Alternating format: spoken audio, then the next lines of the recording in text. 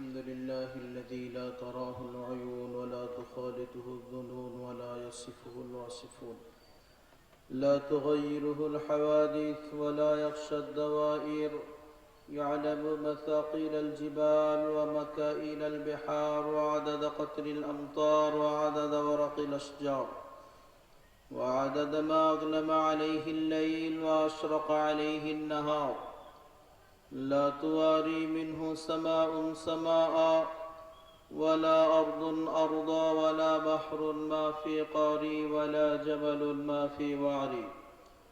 هو الحي القيوم العلي العظيم، لا تأخذه سنة ولا نوم.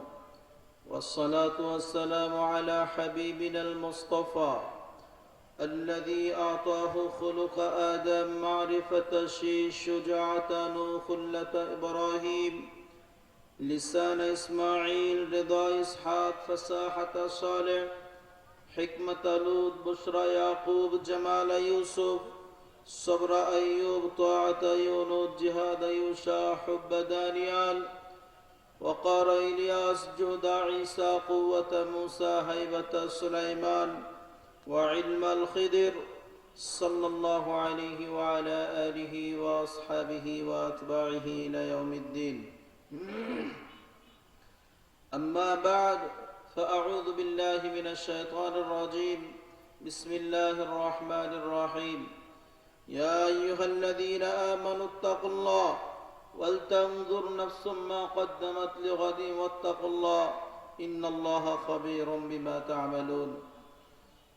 وقال رسول الله صلى الله عليه وسلم: سيأتي على أمتي زمان يحبون خمسا وينسون خمسا، يحبون الحياة وينسون الموت، يحبون القصور وينسون القبور، يحبون المال وينسون الحساب، يحبون الخلق وينسون الخالق، أو كما قال النبي صلى الله عليه وسلم.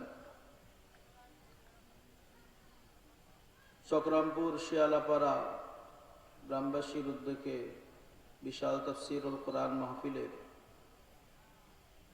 সম্মানিত সভাপতি সাহেব, প্রধান অতিথি, বিশেষ অতিথি সহ প্রধান বক্তা সহ আমার সামনে উপবিষ্ট মুসলমান ভাইরা, পর্দার অন্তরালে আমার মা ও বোনেরা, আশা রাখি কোরআন ও হাদিস থেকে যতটুকুই তেলাওয়াত করেছি এটাকে সামনে রেখেই কিছু কথা বলার চেষ্টা করব। সাথে সাথে দোয়ার দরখাস্ত, আল্লাহ জাল্লে জালালুহু আম্মা নাওয়ালুহু আমাকে, আপনাদেরকে, সমগ্র দুনিয়ার মুসলমানদেরকে সঠিক জিনিস বুঝে সঠিক জিনিসের উপরে আমল করার তৌফিক দান করুন।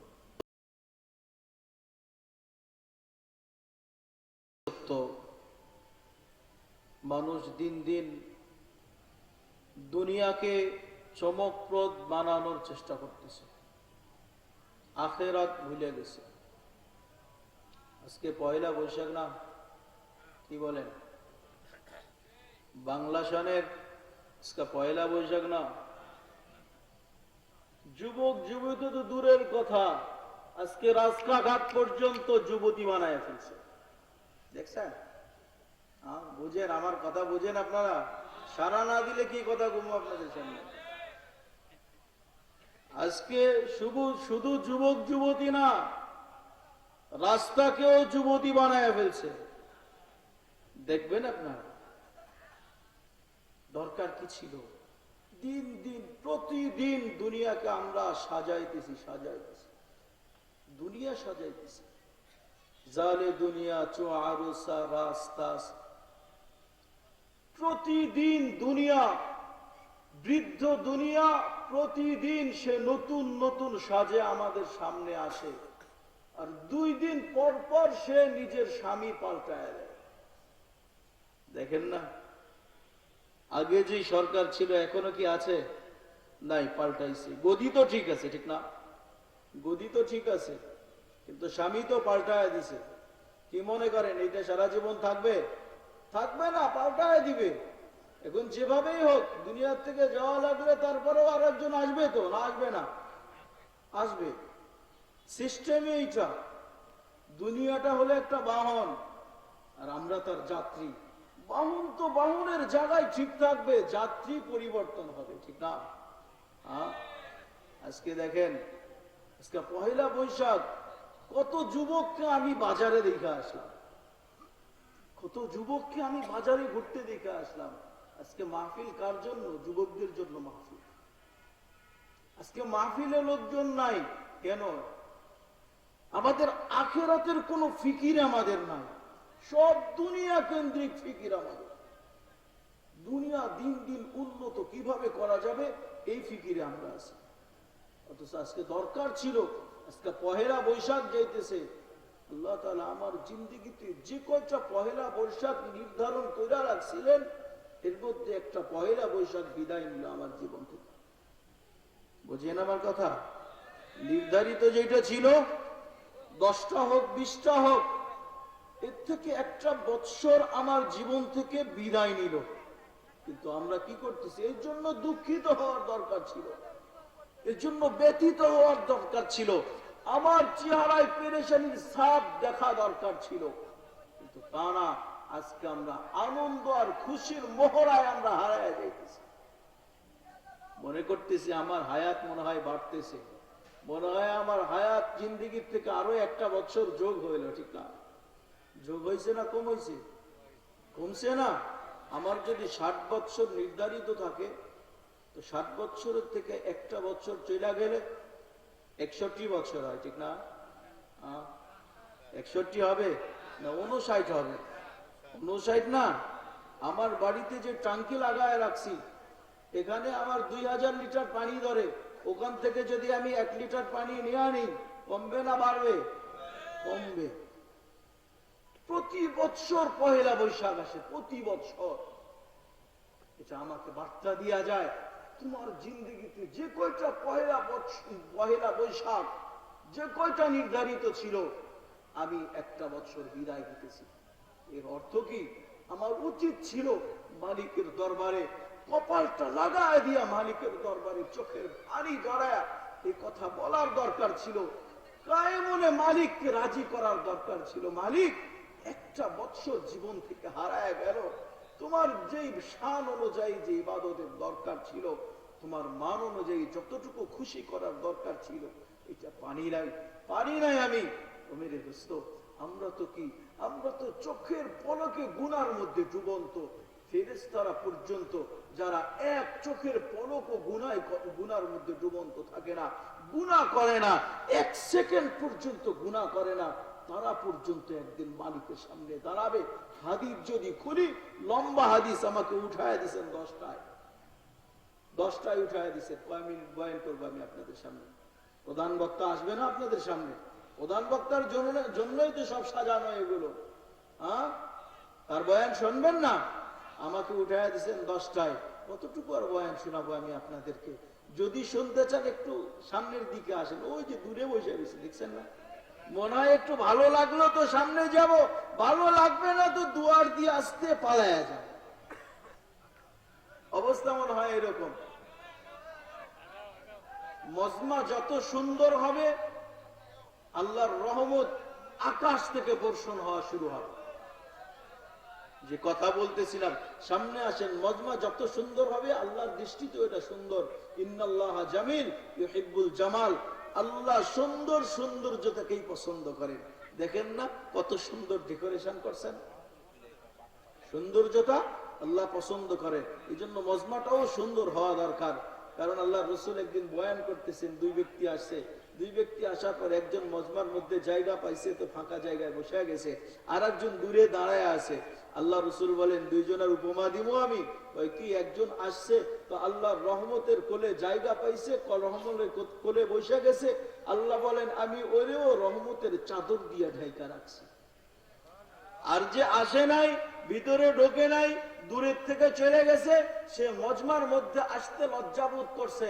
আল্লাহ বলেন, আমিও ওরে আমার রহমত থেকে বঞ্চিত রাখছি। আমরা কি রহমত থেকে বঞ্চিত হইতে চাই? যদি না চাই, একটু আগায় আসবেন, সুন্দর ফাঁকা জায়গা না রাখি। প্রধান বক্তা আপনাদের বয়ান শোনাবে ইনশাআল্লাহ। তো যেটা বলতেছিলাম, ফেরেশতারা কখনো গুনাহ করে না। যদি হাদিস খুঁজি তো হাদিস দেখলে দেখব একদিন আল্লাহ তাআলা মালাকুল মউতকে বলবে, মাম বাকিয়া আলা যহরিল আরদ, ও মালাকুল মউত দুনিয়াতে কয়জন আছে? মালাকুল মউত বলবে, মা বাকিয়া আলা যহরিল আরদ আহাদুন ইয়াদুব্বু, মালিক পৃথিবীতে বিচরণ করার মতো কাউকে আমি রাখি নাই, সবগুলো ঝাড়ু দিয়া ফাঁকা করে দিছি। আল্লাহ তাআলা একের পর এক, লম্বা হাদিস টানতে চাইতেছি না, শুধু বুঝাইতে চাইতেছি, একের পর এক জিজ্ঞেস করবে। শেষ পর্যন্ত আল্লাহ জিজ্ঞেস করবে, মাম বাকিয়া ইয়া মালাকুল মউত, ও মালাকুল মউত কয়জন বাকি আছে? নাহনু আরবা, আমরা চারজন, সব আমি খতম করছি, দুনিয়াতেও নাই, আসমানেও নাই, আরশের নিচেও নাই, কাউকে রাখে নাই। নাহনু আরবা, চার জেনারেল আমরা। কে কে? জিবরিল, মিকাইল, ইসরাফিল, মালাকুল মউত, এই চারজন। আল্লাহ বলবেন, জিবরিল, ইসরাফিল, মিকাইল সব দুনিয়া থেকে বিদায় নিক। শেষ পর্যন্ত আল্লাহ তাআলা যখন মালাকুল মউতকে যখন রাখবে, মালাকুল মউতকে জিজ্ঞেস করবে, মাম বাকিয়া ইয়া মালাকুল মউত, মালাকুল মউত কত কি বাকি আছে? মালাকুল মউত চোখে পানি নিয়ে বলবে, আনা আনা আনা, মালিক কেউ নাই, শুধু আমি আছি, ওয়া আনতাল হাইয়ুল্লাযী লা তামুত, আর আপনি তো চিরঞ্জীব। আল্লাহ বলবেন, মুত আনতা, এখন তোর পালা, তুই মর, এখন তোর মৃত্যুবরণ করতে হবে। ফালাম্মা আলাইহি সাকারাতুল মাউত, ফালাম্মা আলকা আলাইহি সাকারাতুল মাউত, আল্লাহ যখন মালাকুল মউতের উপরে সাকারায়ে মাউত যখন ঢালতে থাকবে, মৃত্যুর যন্ত্রণা যখন ঢালবে, ইয়াসিহু মালাকুল মউত চিৎকার দিবে। মালাকুল মউত বলবে, আল্লাহি বিইজ্জাতিকা ওয়া জালালিক, ও মালিক তোর ইজ্জত আর জালালিয়তের কসম, মা আলিমতু সাকারাতুল মাউত, যদি মৃত্যুর যন্ত্রণা এত কঠিন এটা আমি জানতাম, মা কবাসতু আরওয়াহাল মুমিনিনা ফিদ দুনিয়া, দুনিয়ার মধ্যে কোন মুমিনের কলিজায় আমি হাত লাগাইতাম না। যখন আল্লাহ তাআলা সমস্ত ফেরেশতাদেরকে নিয়ে যাবে, আল্লাহ রাসূল বলছেন, আকাশে এত ফেরেশতা, এক বিগত 4 আঙ্গুল জায়গা নাই, সেখানে পা রাখার মতো জায়গা নাই। ফিহি মালাকুন কায়েম আও মালাকুন সাজিদ আও মালাকুন রাকি', কোন না কোন ফেরেশতা দণ্ডায়মান, কোন না কোন ফেরেশতা রুকুর মধ্যে, কোন না কোন ফেরেশতা সিজদার মধ্যে। যেদিন কিয়ামত কায়েম হবে, ওয়ালা ইয়ালতাফিতুনা তারফাতা আইন, এক চোখের পলক পরিমাণ তারা কখনো আল্লাহর নাফরমানি করে না।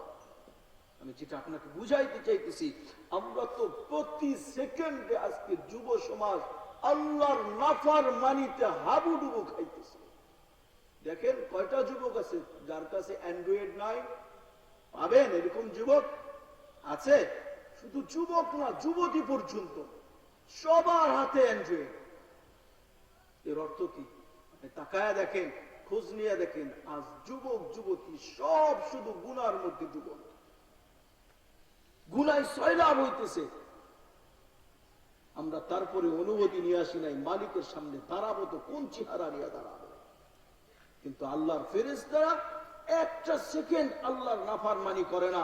তারপরেও কিয়ামতে যখন আল্লাহর সামনে দাঁড়াবে, তখন তারা আল্লাহর সামনে বলতে থাকবে, মালিক মা আবাদনাকা হাক্কা ইবাদাতিক, ও মালিক তোর শান অনুযায়ী আমরা ইবাদত করতে পারি নাই, মান অনুযায়ী আমরা ইবাদত করতে পারি নাই। কিন্তু একটা ঘোষণা আমরা দিই, লা নুশরিকু বিকা শাইআ, আমি আপনার সাথে অন্য কাউকে আর শরীক করতে চাই না। এই জন্য মেরে দোস্ত যেটা বলতেছিলাম, আজকে আমরা গুনার মধ্যে ডুবন্ত। ফেরেশতারা গুনাহ করে না, তারপরেও তারা বলে, মালিক আপনার শান অনুযায়ী ইবাদত করতে পারি না। আমাদের উচিত কি ছিল? বৎসর একটা অতিবাহিত হয়ে যাইতেছে, পহেলা বৈশাখ প্রতি বৎসর আসে, আজকেও পহেলা বৈশাখ চলে যাইতেছে। এর অর্থ বিগত বৎসর বিদায় নিল।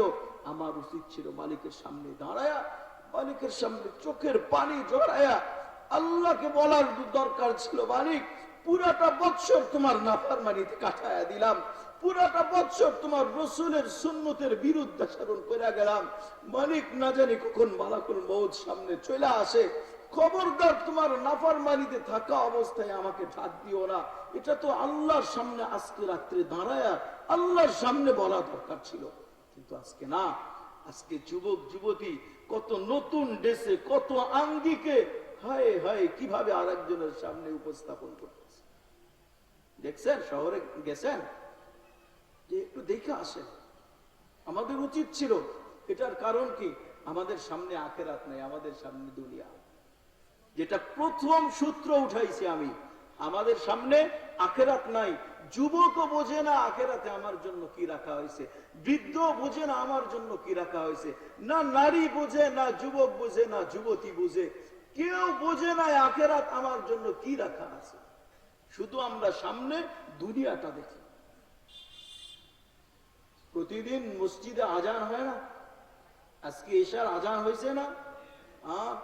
মসজিদে কয়জন গেছি আমরা? কয়জন নামাজের জন্য মসজিদে গেছিলাম? এশার নামাজ তো হয়ে গেছে, এশার নামাজে কয়জন ছিল? যদি আখিরাত সামনে থাকতো তো আমাদের চেহারাটাই অন্যরকম হইতো, আমাদের রং ঢংই অন্যরকম হইতো, আমাদের চেহারাটাই পাল্টায় যেত। চেহারার ফেস দেখলেই বোঝা যেত যে এই ব্যক্তি আখিরাত মুখী। আখিরাত যদি জানা থাকতো, আমরা জানি না মসজিদ কেন, মসজিদে কি রাখা আছে। হায় হায় হায়, যুব সমাজ জানে না যে মসজিদে কি ডাকে। আল্লাহ ডাকে আমাদেরকে, কি দেওয়ার জন্য ডাকে? আমি তো বলি মুয়াজ্জিন না, আল্লাহ ডাকে আমাকে। আমাকে আল্লাহ জান্নাত দেওয়ার জন্য ডাকে, জান্নাত, নামাজের জন্য ডাকে না। আমি তো বলি জান্নাত দেওয়ার জন্য আল্লাহ আমাকে ডাকে। as-salat মিফতাহুল জান্নাহ, as-salat মিফতাহুল জান্নাত। নামাজ বেহেশতের চাবি, ঠিক না? মুয়াজ্জিন ডাকের অর্থ হইল আল্লাহ আমাকে জান্নাতের চাবি দেওয়ার জন্য ডাকে। আল্লাহ আমাকে কি দেওয়ার জন্য ডাকে? জান্নাতের চাবি দেওয়ার জন্য আল্লাহ আমাকে ডাকছে। হায় হায়, না জান্নাত আমরা জানি, না মালিকের কথাকে আমরা গুরুত্ব দিই। ও মেরে দোস্ত, যদি এখানে এমপি সাহেব যদি বলতো, আজকে প্রধান অতিথি সাহেব যিনি আসছিলেন, উনি যদি এখানে বলে যাইতেন যে কালকে সকালে তোমরা যদি এই মাঠে আসতে পারো ফজরের নামাজ পড়া, প্রত্যেককে একটা করে 2 তলা ফ্ল্যাট দেওয়া হবে, কয়জন বাকি থাকবেন? কয়জন থাকবেন? না নারী, না পুরুষ, না বৃদ্ধ, না বাচ্চা। যদি কারো বাড়িতে ছোট্ট ছোট্ট 2-4টা বাচ্চা থেকে ঘুম থেকে উঠতে জানে না, ও তো টাইনা উঠে নিয়ে আসতো। যদি এদের কথাই এত মূল্যায়ন হয়, যদি প্রধানমন্ত্রী বলে যে যদি এখানে আসতে পারো তো তোমাকে একটা ফ্ল্যাট দিব, তাহলে তো লুঙ্গির খবর থাকার কথা না, প্যান্ট খুলে দৌড়া আসতো। আল্লাহ কি বলছেন? তুমি মসজিদে আসো, তোমার জন্য আমি জান্নাত রেখে দিছি, জান্নাত, জান্নাতের চাবি তোমাকে দেওয়ার জন্য রাখছি। এই যুবক বোঝে না, বৃদ্ধ বোঝে না জান্নাত কি জিনিস। আল্লাহ রসুল বলছেন, দেখা এসা বলছেন, না দেখা না। মেরাজে গেছেন না আল্লাহ রসুল? মেরাজে গেছেন, সচক্ষে দেখছেন, এরপরে আমাদের কাছে বয়ান করছেন। আল্লাহ রসুল বলেন, তোমাদের দুনিয়ার যে বিল্ডিং কি দিয়ে বানাও? একটা ইট আর একটা ইট মাটির ইট দিয়ে বানায়, ঠিক না? স্বর্ণের ইট দিয়ে কেউ বানায়? বানায় না, মাটি দিয়ে বানায়, মাটি দিয়া, সর্বোচ্চ পাথর দিয়ে, আর চাইতে বেশি না, মাটি আর পাথর। আল্লাহ রসুল বলেন, তোমার জন্য যে জান্নাত আল্লাহ রাখছেন, লাবিনাতুন মিন যাহাব ওয়া লাবিনাতুন মিন ফিদ্দা, একটা ইট স্বর্ণের আর একটা ইট হবে রূপার, চাঁদি রূপার, আর মাঝখানে ও বাইনাহুমা চাকরান। আমরা তো ইটের 2 ইটের মাঝখানে শুধু বালি আর সিমেন্ট লাগায় দিই। আল্লাহ জান্নাতের বিল্ডিং, একটা ইট স্বর্ণের আর একটা ইট রূপার, 2-এর মাঝে আল্লাহ জান্নাত জাফরান দিয়া 2টা এক করে দিয়েছে, জাফরান দিয়া। কোন মেডিসিন দেন নাই, দুনিয়ার কোন মেডিসিন দেন নাই। এইভাবে আমাদের তলা আর কত দূর হয়? 20-22 ফিট উঁচু, এর চাইতে বেশি না।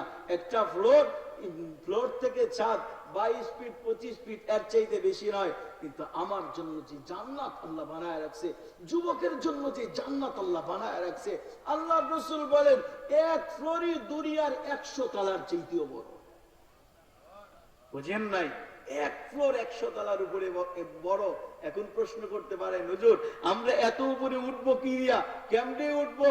হায় হায় হায়, দুনিয়ার মানুষ যদি টুইন টাওয়ারে ওঠার জন্য, যদি 10 তলায় ওঠার জন্য অ্যাক্সেলেটর লাগাইতে পারে, আরে লিফট যদি লাগাইতে পারে, আল্লাহ রসুল বলেন আল্লাহ তোমার জন্য দুনিয়ার এই বৈদ্যুতিক কোন লিফট লাগায় রাখবে না, দুনিয়ার কোন অ্যাক্সেলেটর না, আরে তোমার জন্য তো সুপার অ্যাক্সেলেটর লাগায় রাখবে।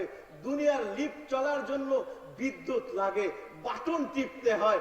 আল্লাহ রসুল বলে তোমার জন্য ওইখানে বিদ্যুৎ লাগবে না, লোডশেডিং এর কোনো পেরেশানি থাকবে না, ওইখানে বাটন টিপতে হবে না। তুমি শুধু কল্পনায় নিয়ে আসবো আমি 100 তলায় যাব, সেকেন্ডের মধ্যে তোমাকে পৌঁছায় দেওয়া হবে। যুবক বুঝে না এখনো তোমার জন্য কি রাখা হয়েছে। হায় হায় হায়, এই জন্য যুবক দৌড়ায় দুনিয়ার পিছে, আখেরাতের পিছনে দৌড়ায় না। আজান হয়, যুবক দৌড়ায় মার্কেটে, কিন্তু যুবকের তো উচিত ছিল দৌড়ায় মসজিদে যাওয়ার। তোমার জন্য কি বানায় রাখছে আল্লাহ। বেশি দূরে নিয়ে যাইতে চাইতেছি না, শুধু এতটুকু বুঝাইতে চাইতেছি, জান্নাতে কোনো শর্ট খাটো শর্ট ব্যক্তি, কালো ব্যক্তি, বৃদ্ধ ব্যক্তি এরা জান্নাতে যাবে না। কি বলছি বলছেন, কি বলছি? শর্ট, কালো, বৃদ্ধ এরা কি যাবে না? জান্নাতে যাবে না। কালো মানুষ তো মন খারাপ করে ফেলছে, যারা শর্ট তারা তো মন খারাপ করছে না, ঠিক না? আমাদের যুব সমাজ কি করে, যদি মনে করেন ডিফেন্সের চাকরি হবে, খবর আসছে, কি দিবেন করে একটু মাপ দিতে হবে, আর্মির চাকরি হবে, মাপ দিতে হবে, একটু শর্ট হইলে হবে না, একটু লম্বা হইতে হবে, ঠিক না? সামান্য একটু লম্বা হইতে হবে। এর জন্য কি করে, যদি গ্রাম পর্যায়ে হয়, যুবকরা কি করে দেখবেন, গাছের মধ্যে রিং ঝুলায়, রশি দিয়া গাছের মধ্যে রিং ঝুলায়। বৃদ্ধরা যদিও বুঝবো না, যুব সমাজ ঠিক বোঝে। রিং ঝুলা প্রতিদিন সকাল বিকাল ঝুলকায়, ঝোলে না কেন? একটু লম্বা হওয়ার জন্য। আর যদি শহর কেন্দ্রিক যুবক হয়, ওরা আরেকটু অ্যাডভান্স, এরা জিমে যায়, জিমে যেয়া কোনোভাবে যদি একটু লম্বা হওয়া যায়। যারা সচেতন মা এরা কি করে, ছোট্ট থাকা অবস্থায় ওরে কমপ্লেন খাওয়ায়, ঠিক না? বোঝেন আমার কথা? কমপ্লেন খাওয়ায় কেন? বাচ্চাটা যেন তাড়াতাড়ি বড় হয়, একটু লম্বা হয়। আল্লাহ বলে না না না, ও আমার উম্মত, ও আমার বান্দা, তোমাকে যখন আমি জান্নাতে নিব, তুমি শর্ট থাকবা না, ওই সময় তোমাকে ঝুলতেও হবে না, জিমেও যাইতে হবে না, তোমার মায়ের কমপ্লেনও খাওয়ার লাগবে না। কমপ্লেন ছাড়া তোমাকে 60 জিরা 60 হাত লম্বা বানায়া জান্নাতে দেব। বুঝেন? সুবহানাল্লাহ বাড়িতে যাইবে একটা সুবহানাল্লাহর সওয়াব জানেন? সুবহানাল্লাহর সওয়াব বুখারীর রিওয়ায়াত, এক সুবহানাল্লাহ পুরা সৌরজগৎ সওয়াব দিয়া পেট করে দেয়। একবার সুবহানাল্লাহ শুনেই দিন, জান্নাতি একদিন দেখবে যে উপরের জান্নাতে সুমধুর সুন্দর একটা আওয়াজ আসতেছে। ফেরেশতারা জিজ্ঞেস করবে কিসের আওয়াজ, উপরে কি বিয়ে চলতেছে নাকি কোনো অনুষ্ঠান? না না, কোনো অনুষ্ঠান না, তো কি হচ্ছে? ওইখানে স্বামী স্ত্রী খাটের উপরে পাশ বদল করতেছে, পাশ। এত সুন্দর আওয়াজ। হ্যাঁ, এত মর্যাদা পাইলো কি দিয়া? বেশি কিছু দিয়া না, ও শুধু দুনিয়াতে তোমার চাইতে একবার সুবহানাল্লাহ বেশি পড়ছিল। কতবার পড়ছে? একবার। একবারেই এত উঁচু মর্যাদা। মুসলমান জানেই না সুবহানাল্লাহর মধ্যে কি রাখা আছে, এই জন্য বাহির হয় না।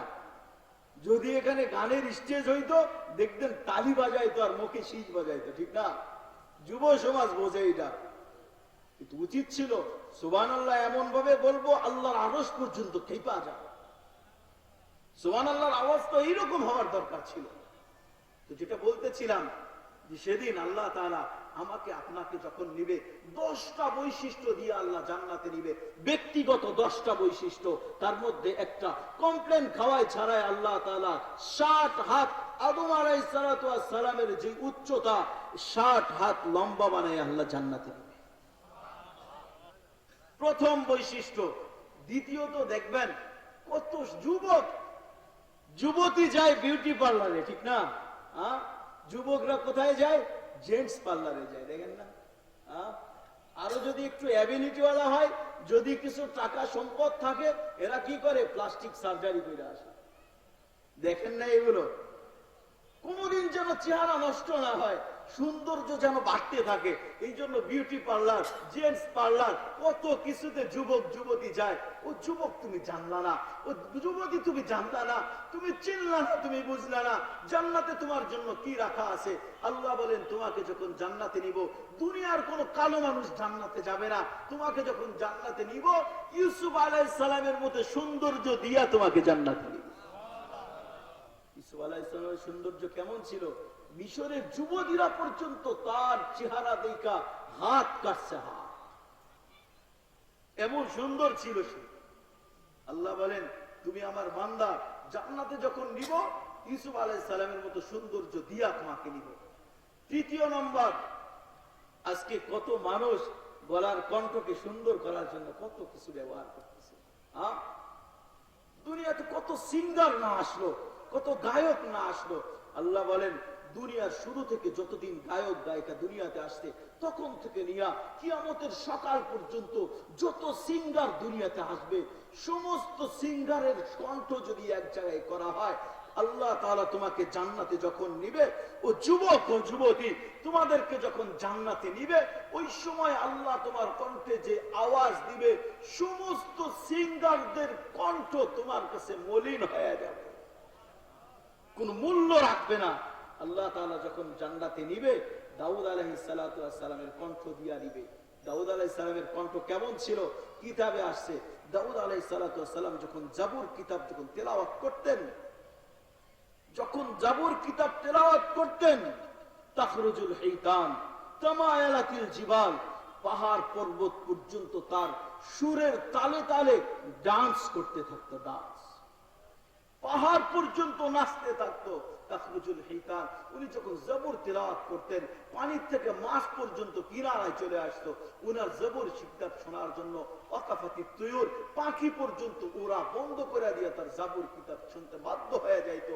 আল্লাহ বলেন ও বান্দা, যখন তোমাকে আমি দুনিয়াতে নিব, এই যুবক একটা গান শোনার জন্য দিনকে দিন রাতকে রাত অপেক্ষা করে, রাত কাটায় দেয়, ইয়ারফোন কানের মধ্যে লাগায় রাত কাটায় দেয়।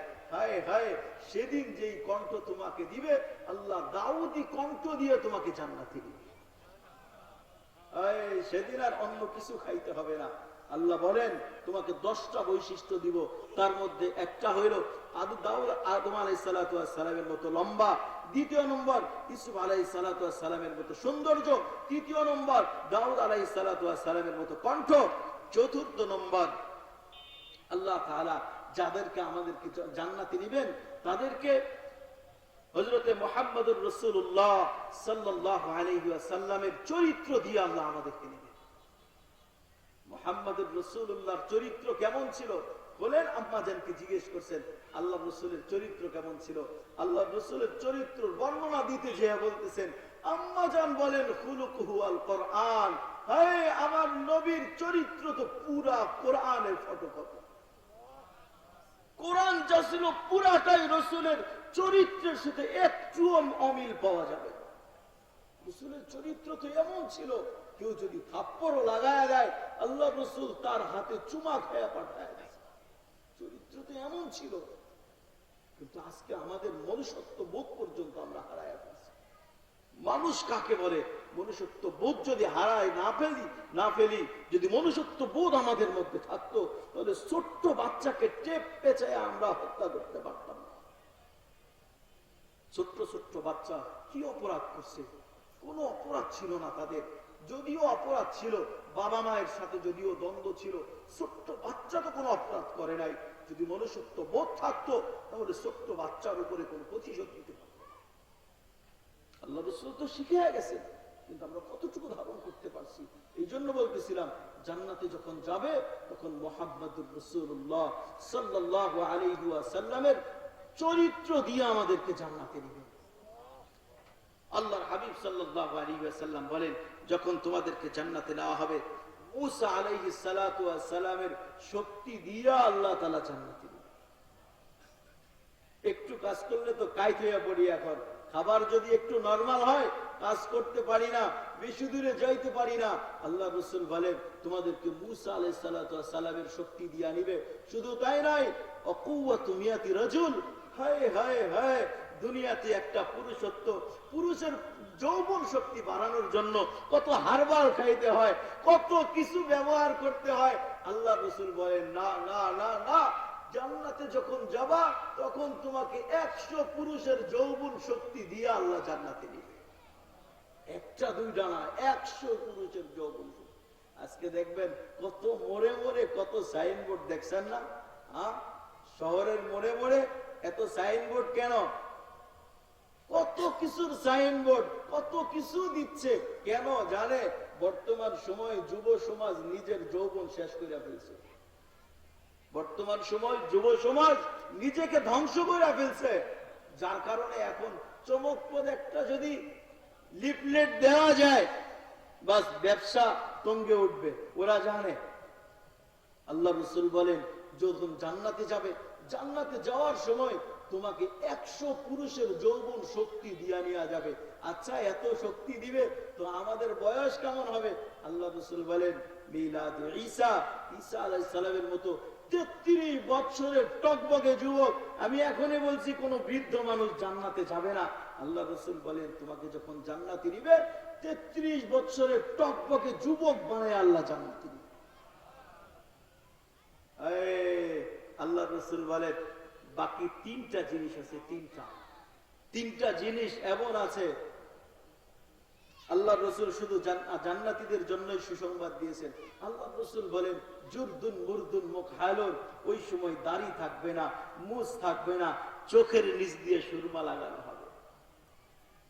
আজকে যুব সমাজ দাড়ি ফালানোর জন্য এমন চেষ্টা করে, যদি কোনো প্রযুক্তি এমন হইতো যে চামড়া টাইনা দাড়িটা ভিতর থেকে কাটা যাইত, শেভ করা যাইত, ওই প্রযুক্তি গ্রহণ করতেছে যুব সমাজ। দাড়ির সাথে এত শত্রুতা কেন? হায় হায় হায়, দুনিয়াতেই রাখার জন্য আল্লাহ দিয়েছেন, কিয়ামতে এটা থাকবে না। যারা দুনিয়াতে রাখবে, কিয়ামতে জান্নাতীদেরকে দাড়ি রাখা হবে না। আল্লাহ রাসূল বলছেন জুরদুন মুরদুন মুকহালুন, দাড়িও থাকবে না, মুছও থাকবে না।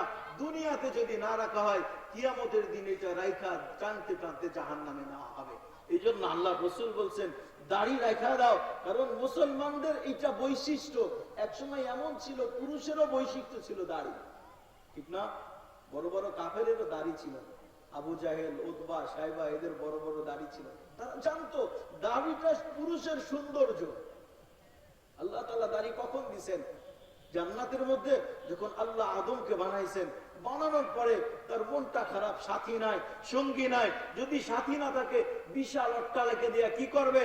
বিশাল রাজপ্রাসাদ দিয়া কি করবে? যদি রানী না থাকে, তো আল্লাহ তাআলা বুঝছেন আদম আলাইহিস সালামের একটা রানী দরকার, এই জন্য হাওয়া আলাইহিস সালামকে সৃষ্টি করছেন। কিন্তু ওনার চেহারাটা এত সুন্দর ছিল, আদম আলাইহিস সালাম মনে মনে একটু অসন্তুষ্ট, আমার চেহারার চাইতে তার চেহারাটা কত সুন্দর। তো আল্লাহ তাআলা বুঝছেন এই কথা। আল্লাহ তাআলা তো সব জানেন। ইয়ালামু খাইনাতাল আয়ুন ওয়া মা তুখফিস সুদূর, চোখের পলকের খিয়ানত আল্লাহ জানেন, মনের খবরও আল্লাহ জানেন। এই জন্য আল্লাহ তাআলা সৌন্দর্য বানানোর জন্য আদম আলাইহিস সালামের গালে দাড়ি গজায় দিয়েছে। এখন আয়নার সামনে যায় দাঁড়ায় আর মুস্কি মুস্কি হাসে। হ্যাঁ, এখন ওর চাইতে আল্লাহ আমাকে সুন্দর বানায় দিছে। আল্লাহ দাড়ি দিছেন সৌন্দর্য বানানোর জন্য। আজকে যুব সমাজ এটা কি বুঝাইতে চায়? যে আমরা যুবক না, আমরা কি মনে হয় মেয়ের সাথে একটু সাদৃশ্য রাখতে চাই, ঠিক না? দাড়ি কাদের দেয় নাই আল্লাহ? মহিলাদেরকে দাড়ি দেয় নাই আল্লাহ, পুরুষদের দাড়ি দিয়েছেন। এটা সৌন্দর্যতার দিয়েছেন, এটা পুরুষত্বের একটা আলামত। তথাপি আল্লাহ রাসূলের সুন্নাত, আল্লাহ রাসূলের সুন্নাত মেরে দোস্ত, একটুও কি কলিজা কাঁপে না? একটুও কি ভিতরে এতটুকু অনুভূতি আসে না? আমি রাসূলের গলায় কিভাবে ছুরি চালাই, আমি রাসূলের কলিজায় কিভাবে ছুরি চালাই? একটুও কি অনুভূতি এটা আসে না যে আমি এখানে ব্লেড লাগাই দিছি, এখানে ব্লেড লাগাই নাই, আমি তো সরাসরি রাসূলের কলিজায় ব্লেড লাগাই দিছি? এতটুকু অনুভূতি আসে না? রসুলের অবদান যদি আমরা জানতাম, রসুলকে যদি চিনতাম, রসুলকে যদি মানতাম, তাহলে আমরা যুব সমাজ কোনোদিন রসুলের কলিজায় কখনো আমরা খুর লাগাইতে পারতাম না। ও মেরে দোস্ত, রসুল করিম সাল্লাল্লাহু আলাইহি ওয়াসাল্লাম তায়েফে গেছেন। তায়েফে যাওয়ার পরে ওখানে যখন মার খাইছে, মার খাওয়ার পরে পুরা শরীর রক্তাক্ত, সেখান থেকে ফিরে আসতেছে, আল্লাহ ফেরেশতা পাঠাইছে, ফেরেশতা এসে সালাম জানাইছে, ইয়া রাসূলুল্লাহ, আল্লাহ বইলা পাঠাইছে যদি আপনি অনুমতি দেন পুরা তায়েফবাসীকে দুই পাহাড়ের মাঝে রাইখা পিষ্ট কইরা নিঃশেষ কইরা দেব। আল্লাহ রাসূল বলছেন না না না, আল্লাহুম্মা গফিরলি উম্মতি। ওই সময় হাত উঠায়া দিয়া বলছে, মালিক আমার উম্মতকে তুমি মাফ কইরা দাও, কেননা তারা আমাকে চিনতে পারে নাই, আমি তাদের জন্য কি রহমত নিয়ে আসছিলাম, তারা আমাকে চিনতে পারে নাই, মালিক আমার উম্মতকে তুমি মাফ কইরা দাও। এই সময় পর্যন্ত আল্লাহ রাসূল উম্মতের জন্য দোয়া করছে, কিন্তু উম্মত এতটুকু অনুভূতি নিয়ে আসে না, ওই উম্মত কিভাবে রাসূলের কলিজায় ছুরি চালায়। আল্লাহ রাসূল উহুদ যুদ্ধে, বদর যুদ্ধে, যেখানে 1000 সৈন্যর বিরুদ্ধে মাত্র 313 জন সৈন্য কোনো মূল্য রাখে না, কোনো পার্সেন্টেজ রাখে না, ওই সময় পর্যন্ত আল্লাহ রাব্বুল আলামিন দোয়া কবুল করছেন। আল্লাহ রাসূল বলছেন এই কথা, হায় হায় হায়, এখন যদি আমার উম্মত নিঃশেষ করে দিতে চান, তাহলে আমার উম্মতকে যদি আপনি নিঃশেষ করে দেন, তাহলে 313 জন 1000 বিরুদ্ধে কোনো পার্সেন্টেজ রাখে না, আপনার কালেমা ভুলে যাবে, আপনার উম্মত নিঃশেষ হয়ে যাবে। আপনি যদি বিজয় দান না করেন তাহলে ইসলাম টিকে থাকবে না। এই জন্য আল্লাহ তাআলা ওই সময়ও উম্মতের জন্য আল্লাহ দোয়া কবুল করছেন। 1000-এর বিরুদ্ধে আল্লাহ 313 জনকে বিজয় দিয়েছে। হায় উম্মত চিনল না রাসূলকে, উম্মত ওইখানেও চিনে নাই। আল্লাহ রাসূল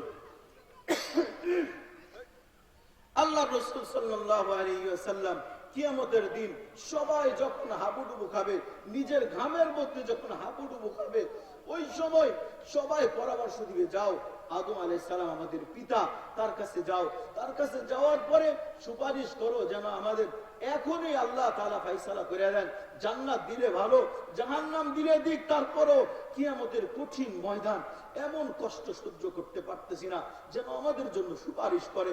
ওই সময় একে একে ঈসা আলাইহিস সালাম পর্যন্ত সবার কাছে যাবে, যাওয়ার পরে সবাই বলবে, না, আল্লাহর সামনে দাঁড়ানোর ক্ষমতা আমাদের নাই, আমরা সুপারিশ করার ক্ষমতা রাখি না, আমরা আল্লাহর সামনে এই ব্যাপারে কোনো সুপারিশ করতে পারবো না। জিবরিল পর্যন্ত ভয়াবহতা দেখা, এই ওয়াজি আবি জাহান্নাম, যখন জাহান্নামকে টেনে নিয়ে আসা হবে, লাহু সাবউনা আলফা জিমাম, জাহান্নামের চতুর্দিকে 70,000 আংটা লাগানো থাকবে, প্রত্যেকটা আংটায়, প্রত্যেকটা শিকলের মধ্যে 70 জন ফেরেশতা টানা ধরে থাকবে। তারপরেও মনে হয় জাহান্নাম তাদের হাত থেকে ছুটে আসবে। এই ভয়াবহ থেকে জিবরিল পর্যন্ত হাঁটু গায়রা বসা যাবে আর বলবে, সাল্লিম সাল্লিম, মালিক আমাকে বাঁচান, আমাকে বাঁচান।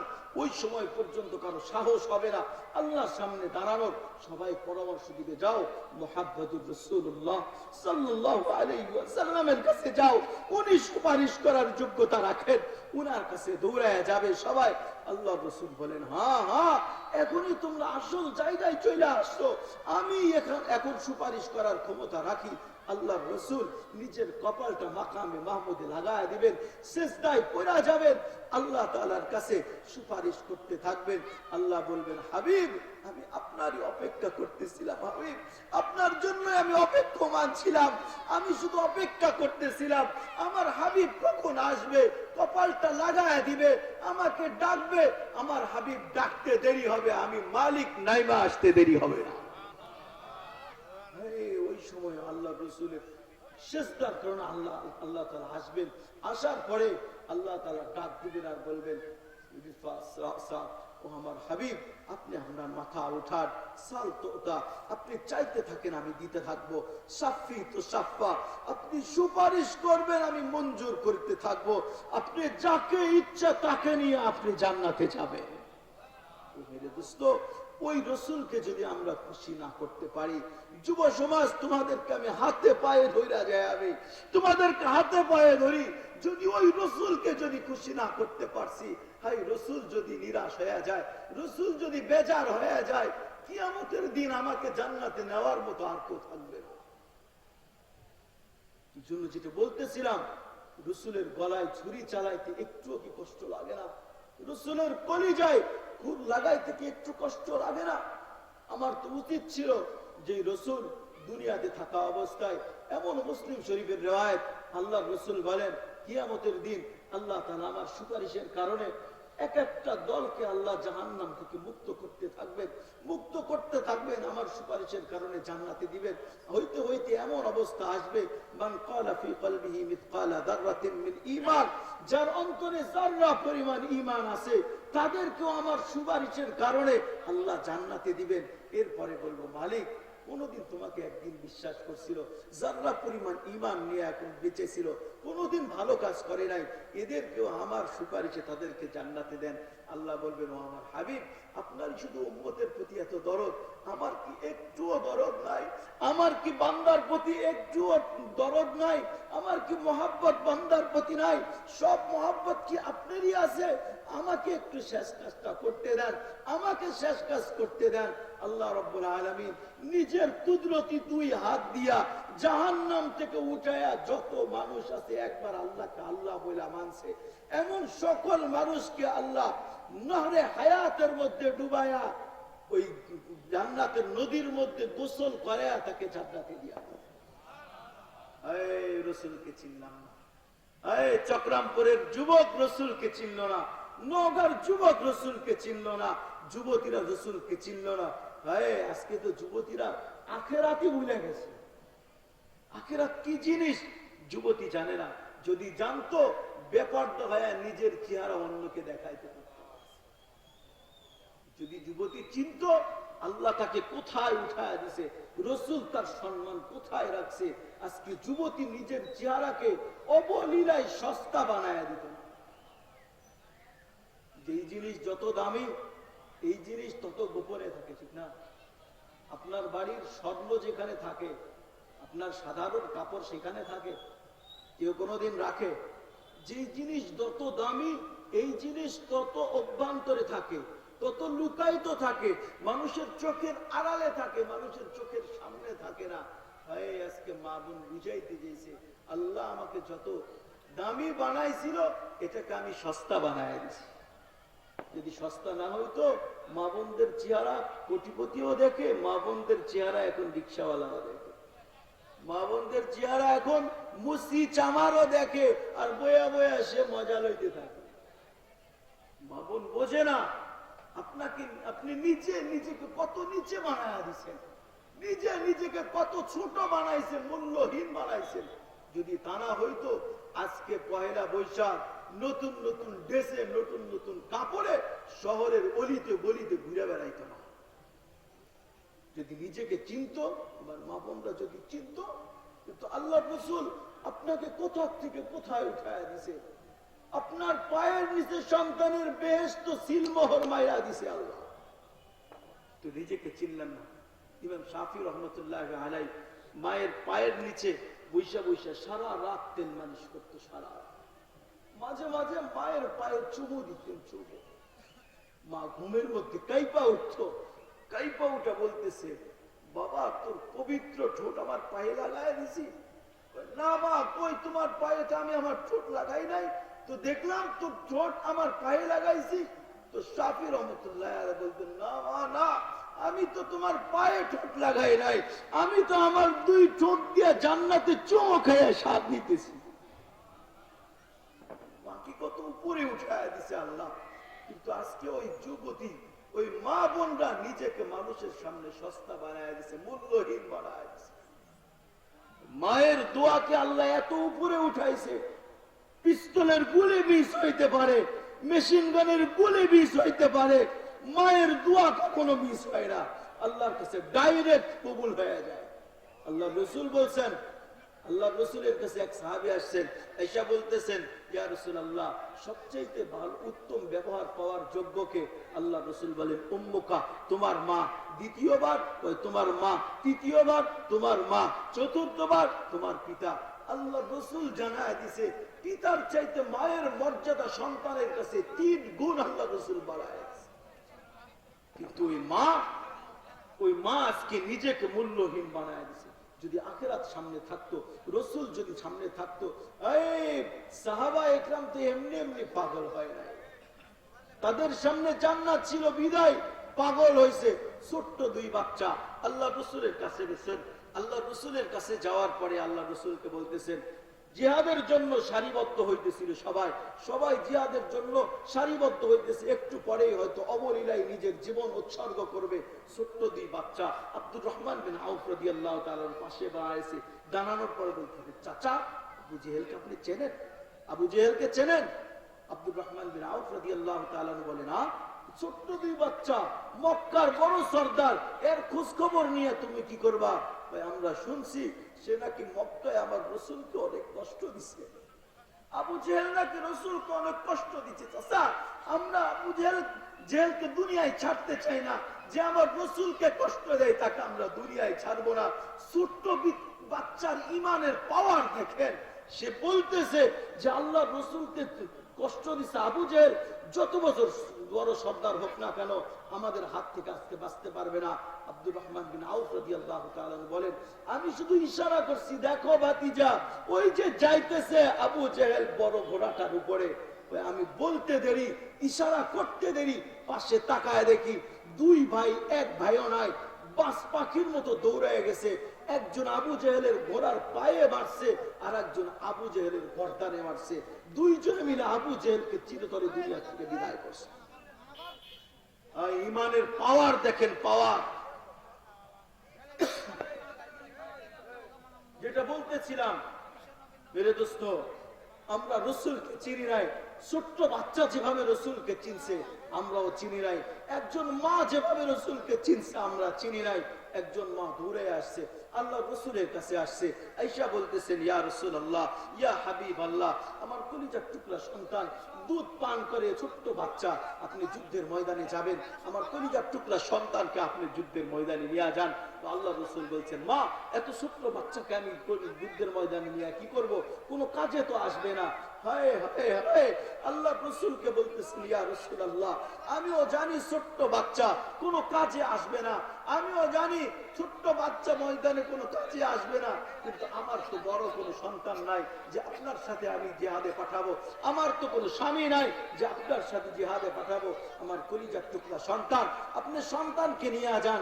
যদি যুদ্ধের ময়দানে শত্রুর পক্ষ থেকে ঢাল তরবারির যদি আঘাত আসতে থাকে, তীর তরবারির আঘাত যদি আসতে থাকে, আপনি আমার কলিজার টুকরা সন্তানকে আপনি ঢাল হিসাবে ব্যবহার করবেন।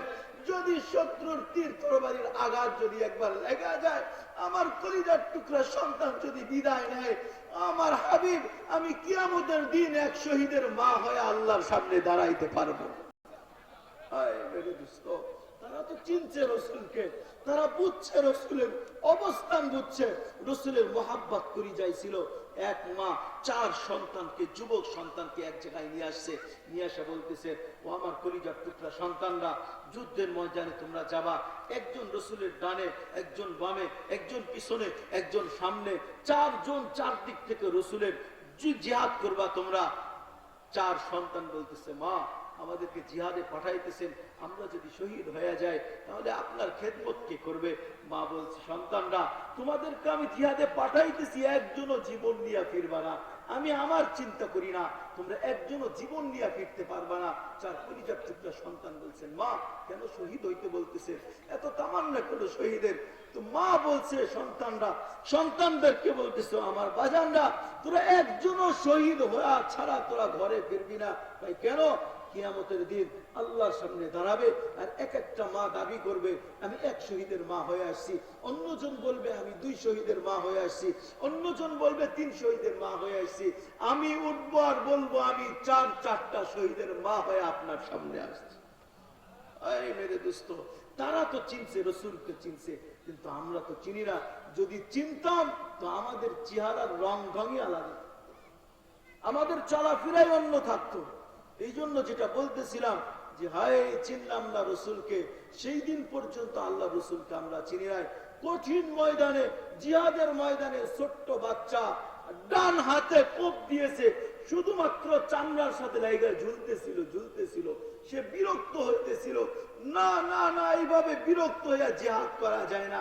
নিজের হাতকে নিজের পায়ে ফালাইয়া টান দিয়া হাত চিরা জিহাদের ময়দানে যায় শহীদ হয়ে গেছে। তারা তো রসুলকে চিনছে। এত বড় পরীক্ষা তারা দিতে পারছে, এত বড় কষ্ট স্বীকার করতে পারছে রসুলকে চিনার কারণে।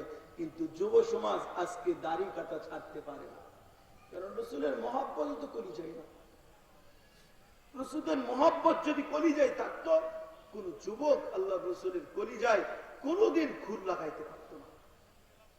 যেটা বলতেছিলাম আমি, আমাদের উচিত যুব সমাজ যেই জায়গায় দাঁড়ায় গেছে ওই জায়গায় হক জিন্দা হয়ে গেছে। যেই জায়গায় যুব সমাজ দাঁড়াইছে, যুব সমাজ যদি আজও যদি ইসলামের পক্ষে দাঁড়ায় যায়, যুবকদেরকে দিয়ে আল্লাহ রসুল দোয়া করছেন, কেন আয় মালিক আপনি দুইজনের মধ্য থেকে যে কোনো একজন দিয়া ইসলামকে চমকাইয়া দেন। আল্লাহ রসুল দোয়া করছিলেন ওমর ইবনুল খাত্তাব আর আবু জাহেলের জন্য আল্লাহ রসুল দোয়া করছেন।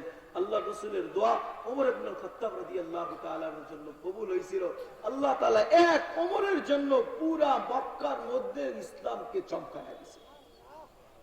যখন যুব সমাজ দাঁড়ায় যাবে, আজকে পয়লা বৈশাখ যুবকরা আলহামদুলিল্লাহ অনেক কষ্ট করছে, আজকের জন্য অনেক কিছু ছাড় দিছে, ত্যাগ করছেন। যদি না করতো যুব সমাজ আজকে এত সুন্দর জান্নাতের বাগান বানাইতে পারত না।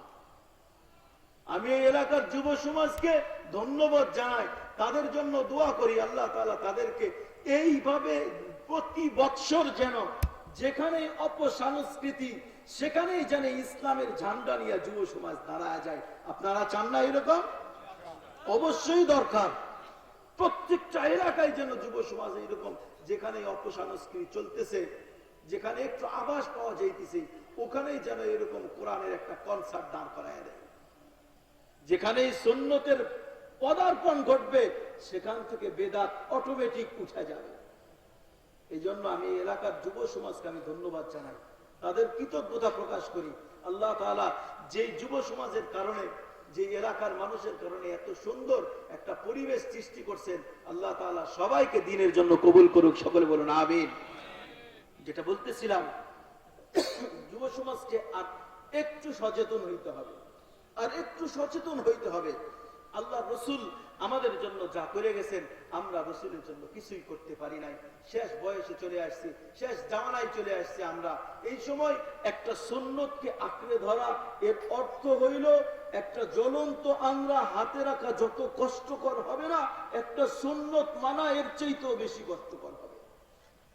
আপনি দাড়ি রাখেন, কালকে কোনো যুবক দাড়ি রাখুক, সে নিজের বাড়িতেও তিরস্কারের পাত্র হয়ে যাবে। একটা ছোট্ট ঘটনা শোনাই, আমার নিজের খালাতো ভাই, ও তো রাজশাহী কলেজে পড়তো। একদিন বাড়িতে এসে দেখলাম আলহামদুলিল্লাহ বাবরি চুল, বিশাল পাগড়ি, জুব্বা, সুন্নতি দাড়ি। আমি ওনাকে জিজ্ঞেস করলাম, আমি চিনতে পারি নাই, কাছে গেলাম, দেখলাম হ্যাঁ ও মক্কেলি। আমি জিজ্ঞেস করলাম ভাই এই অবস্থা? বলে একটা চিন্তা আমাকে মগ্ন করছে। কি চিন্তা? একদিন ভাবতেছিলাম বৈশা বৈশা যে আমি তো মুসলমান, একদিন না একদিন আমাকে পরিবর্তন হইতে হবে, ঠিক না? মুসলমানের পরিবর্তন হয় না? আজকে পরিবর্তন হব না, কালকে হব। ছেলে মেয়ে হয়ে গেলে তারপরে হব, বিবাহ শাদী দিলে তারপরে হব। এরপরে যখন বৃদ্ধ হয়ে যাব, আস্তে আস্তে একটা তসবিহ নিয়া দাড়িটা রাইখা মসজিদের কোণায় বসে থাকবো। পরিবর্তন হয় না? দেখছেন না? পরিবর্তন তো হইতে হবে। সে ভাবতেছিল আমাকে তো পরিবর্তন হইতে হবে, আজ হোক কাল, কাল হোক পরশু, পরশু হোক তরশু, হইতে হবে। তো আল্লাহ যদি আমাকে ওই পর্যন্ত হায়াত না রাখে, মাইন্ডসেট দেখছেন সে কি বলছে? আল্লাহ যদি ওই পর্যন্ত আমার হায়াত না রাখে তো পরিবর্তন তো হইতেই পারলাম না। এই দাড়িবিহীন চেহারা নিয়ে রসুলের সামনে কিভাবে দাঁড়াবো? আমি আল্লাহর সামনে কিভাবে দাঁড়াবো? ও যুব সমাজ, তোমাকে আমি মেসেজ দিতে চাইতেছি, মেসেজ। তোমার মাইন্ডসেটটা এরকম হওয়া দরকার। কত যুবককেই যৌবন তাকে ধোকায় ফেলছে। আল্লাহ রসুল এই জন্যই বলছেন ইয়া শাবাব লা ইয়াগতাতুকা শাবাবুক, ও যুবক তোমাকে যৌবন যেন ধোকায় না ফেলে। কাম মিন শাবিন সাবাকাহুল মাউত, দেখো না তোমার পরিবেশ থেকে কত যুবককে আমি যৌবন অবস্থায় কবরের করে শুয়ায় দিছি না, যায় নাই? এইরকম পয়লা বৈশাখ 31st নাইটে 14 তারিখের রাত্রে কি করে? মোটরসাইকেল বাইক নিয়ে বাইরেছে না, বাইক নিয়ে বন্ধুকে পিছনে বসায় বাহির হয়েছে। এরপরে তার লাশ বাড়িতে আসছে, লাশ না। হয় না এরকম? নওগাঁ শহরে হয় না এরকম? কত দেখবেন, আমি ডজন ডজন দেখাতে পারি আপনাকে। এই জন্য আল্লাহ রসুল বলেন, ও যুবক, তোমাকে যেন তোমার যৌবন ধোকায় না ফেলে। দেখো কত যুবককে যৌবন অবস্থায় কবরের কোলে আমি শোয়াই দিছি, কবরের কোলে শোয়াই দিছি। ওই যুবকের চিন্তা করা দরকার, আমাকে যদি ওই সময় পর্যন্ত আল্লাহ আমাকে সময় না দেয়। সে পরিবর্তন হয়ে বাড়িতে আসছে, পুরা বাড়ি তার বিরুদ্ধে, পুরা বাড়ি, বাপ থেকে মা, মা থেকে বোন, সবাই তার বিরুদ্ধে। একদিন তো এ কথাও বলতে বাধ্য হয়েছে, তার বোন তাকে বলতেছিল, সে জুব্বা গায়ে দিয়ে আসে, দাড়ি টুপি নিয়ে, তার বোন বলছে যে তুমি যেই পোশাকে এখন থাকো, বাড়ি কিন্তু নওগাঁ জেলায়, সে বলছে তুমি যেই পোশাকে এখন থাকো, এই পোশাকে তো নওগাঁ ব্রিজের উপরে পত্রিকা বিক্রি করে, পত্রিকা। তাকে নিচে নামানোর জন্য তাকে বলছে কি, তোমার এই পোশাকে নওগাঁ ব্রিজে পত্রিকা বিক্রি করে, পত্রিকা। সে তো আলহামদুলিল্লাহ সালমান ফারসি রাদিয়াল্লাহু তাআলার মতো জবাব দিয়ে দিয়েছেন, আলা উসলুবিল হাকিম, বিজ্ঞ মানুষের মতো জবাব দিয়ে দিয়েছেন। এত বড় ত্যাগ স্বীকার করে সে বাড়িতে টিকা আছে। সে বলতেছে, আমার বোন, ও আমার কলিজার টুকরা বোন, তুমি তো দেখছো নওগাঁ শহরে এই পোশাকে পত্রিকা বিক্রি করতে, আমি আমার শহর রাজশাহীতে দেখছি এই জুব্বাওয়ালা মানুষকে ভিক্ষা করতে দেখছি। তুমি যত নিচে নামাইতে চাইছিলা, আমি আরো নিচে নামাই। মাইন্ডসেটটা দেখেন তাকে। আজও তার সাথে আমি কথা বলে আসলাম, এত সুন্দর সুন্নতি পরিবেশে। এখন বাপ মা কি বলতেছে দেখার দরকার নাই। আল্লাহ নিজেই বলছেন, যদি তোমার বাপ মা যদি কুফুরে কি মাইনা নাই, ওই বাপ মাকে ছেড়ে দিলে কোনো সমস্যা হবে না। আল্লাহ নিজে বলছে সূরা তাওবার মধ্যে। এই জন্য বাপ মায়েরও কিছু দায়িত্ব কর্তব্য আছে। সে আজও দিনের উপরে টিকে আছে, এত সুন্দর লেবাস পোশাকে এখন আছে। তার মাইন্ডসেট দেখলে আপনি অবাক হবেন, তার সময় সৌন্দর্যতা নিয়ে থাকে। কেন? উনি বলেন, ইন্নাল্লাহা জামিল ইউহিব্বুল জামাল, আল্লাহ সুন্দর, সৌন্দর্যতাকেই পছন্দ করেন, এই জন্য সুন্দর হয়ে থাকেন। কিন্তু কখনো কোনোদিন শরীয়তের বিরুদ্ধে কোনো কাজ করেন না। আমি যুব সমাজকে বলতে চাই, তোমরা যদি এইভাবে দাঁড়িয়ে যেতা, এভাবে যদি দাঁড়াইতে ইসলামের জন্য, পুরা পরিবেশটা সুন্দর হয়ে যায়, পুরা পরিবেশটা দেখার মতো হয়ে যাইত। আমার মা বোনরা যদি পর্দামুখী হয়ে যাইত, আমার যুব সমাজ যদি মসজিদমুখী হয়ে যাইত, হায় হায় হায়, যুব সমাজকে আমি বুঝাইতে পারতেছি না, এটা আমার জেলা, আমি আমার জাতিকে বুঝাইতে পারি না, আমি আমার যুব সমাজকে বুঝাইতে পারি না। রাসূলরা তো তার উম্মতকে বুঝাইছেন, রাসূলরা তো জাতিকে বুঝাইছেন, আমি কি দিয়া বুঝাইলে আমার সমাজের যুবকরা বুঝবে? ও যুব সমাজ, যদি তুমি বলো তোমার পায়ে হাত রাখবো, আমি হাত, তারপরেও তোমার পায়ে হাত রেখা বইরা যাবো। রাসূলের সুন্নতের বিরুদ্ধে কোনোদিন তুমি পদক্ষেপ দিও না। তুমি রাসূলকে চিনলা না। আমার যুব সমাজ, তোমাদের ইসলামের জন্য বড় প্রয়োজন। এখন আজকে চতুর্দিক থেকে ইসলামকে ধ্বংস করার জন্য আল্লাহ রাসূল বলছেন, এমন একটা সময় আসবে, যেমন এক প্লেটের মধ্যে খাওয়ার জন্য একজন আরেকজনকে ডাকতে থাকে, আসো খাবারটা শেষ করি। এমন সময় আসবে, আমার উম্মতকে ধ্বংস করার জন্য বিধর্মীরা চতুর্দিক থেকে একজন আরেকজনকে ডাকতে থাকবে, আসো মুসলমানকে ধ্বংস কইরা দিই। দেখতেছেন না এখন পরিবেশ? ফিলিস্তিনে দেখতেছেন? ভাই, যে ইসরায়েল আজকে আমার ভাইয়ের বুক থেকে রক্ত ঝরাইতেছে, আজকে নওগাঁর যুবক ওই ফিলিস্তিনের কত পণ্য ব্যবহার করতেছে। এর অর্থ কি জানেন? আমি আমার শত্রুকে টাকা দিয়ে সহযোগিতা করতেছি, তোমরা আমার ভাইয়ের বুকে গুলি চালাও। আজকে পয়লা বৈশাখ, 2 দিন আগে ঈদ গেছে, তখনও মানুষ কোকা কোলা খাইছে না? হ্যাঁ, যুবকরা কি খায় নাই? 7 আপ খায় নাই? হ্যাঁ, কি বলেন আপনারা? 7 আপ না খাইলে তো পার্টি জমে না, কোকা কোলা না হইলে পার্টি জমে না, ঠিক না? সব ইসরায়েলি পণ্য আমরা ব্যবহার করতেছি। আমাদের উচিত ছিল তাদের যত পণ্য আছে সব বয়কট করে দেওয়া, খুঁজা খুঁজা তাদের পণ্যগুলো বয়কট করে দেওয়া। আমরা তাদের সহযোগিতা করতেছি। শুধু তাই না, আল্লাহ তাআলা বলছেন, লাতাজিদান্না আশাদ্দান নাস আদাওয়াতান লিল্লাযীনা আমানুল ইয়াহুদ ওয়াল্লাযীনা আশরাকু। মুসলমানদের সবচেয়ে বড় শত্রু হইল ইহুদি আর মুশরিক। সবচেয়ে বড় শত্রু চিনি আমরা, আমাদের শত্রুকে চিনি? চিনি না। ইহুদি আর মুশরিক মুসলমানের সবচেয়ে বড় শত্রু। মুশরিককে আমরা চিনি? মূর্তি পূজা করে না? হ্যাঁ, কারা মূর্তি পূজা করে? হ্যাঁ, আপনার দুয়ারে নাই বুঝি? আপনার এলাকায় নাই? পার্শ্ববর্তী এলাকায় নাই? হয় হয় হয়, এরা এখন টার্গেট নিছে মুসলমান মুসলিম নারীগুলো আছে না, এদেরকে ধ্বংস করার জন্য টার্গেট নিয়ে রাখছে। সবচাইতে বড় শত্রু হলো মুশরিক। এই মুসলমানের সতর্ক হওয়া দরকার, মুসলমানের যুবকদের সতর্ক হওয়া দরকার, মুসলমানের যুবতীদেরকে সতর্ক হওয়া দরকার। আজকে তারা টার্গেট করে করে মুসলিম নারীদেরকে ধর্ষণ করার টার্গেট করতেছে। আজকে যদি যুব সমাজ যদি না হয়, যদি সচেতন না হয়, তাহলে কবে সচেতন হবে? যেটা বলতেছিলাম, আপনাদের প্রধান বক্তা চলে আসছে, আপনাদেরকে দেরি করাইতে চাইতেছি না, শুধু এতটুকু বলতে চাইতেছি, আল্লাহ রসুল বলছেন জান্নাতে যখন যাব জুরদুন মুরদুন মুখালুন, আমার কথার সূত্র যেখান থেকে উঠাইছিলাম, সেদিন দাড়িও থাকবে না, মুছও থাকবে না, চোখের নিচ দিয়ে সুরমা লাগায় দিবে। এইভাবে আল্লাহ আমাদেরকে জান্নাতে দিবে।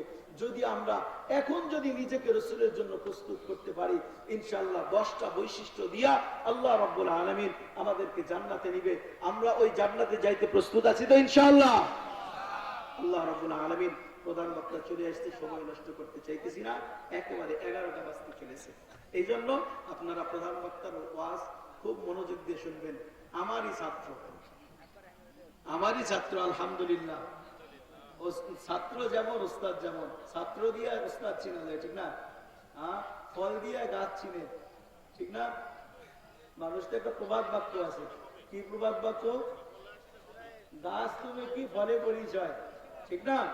তো আমারই নিজের হাতে গড়া ছাত্র, আপনাদের এখানে প্রধান মেহমান।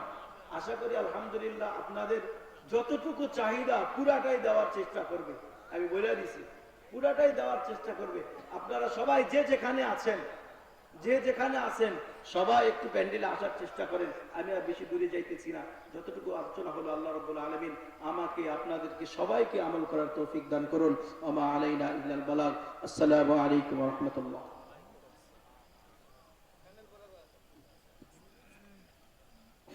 আলহামদুলিল্লাহ, আমাদের বিজ্ঞাপন ঘোষিত দ্বিতীয় মেহমান অনেক মূল্যবান আলোচনা করেছেন। তিনার প্রত্যেকটা কথা আমাদের জন্য আগামী দিনের পথ চলার জন্য পাথেয় হবে। আল্লাহ তাআলা আমাদের সকলকে তার কথাগুলো আমল করার তৌফিক দান করুন, আমিন। সম্মানিত মুসলিম কিরাম, এখনো যারা প্যান্ডেলের বিভিন্ন জায়গায় ঘোরাফেরা করছেন, মেহেরবানি করে আমাদের সামিয়ানার নিচে চলে আসুন। আমাদের প্রধান মেহমান, প্রধান বক্তা তিনি চলে এসেছেন এবং তিনি এখনই আলোচনা শুরু করবেন। মেহেরবানি করে আপনারা চলে আসুন।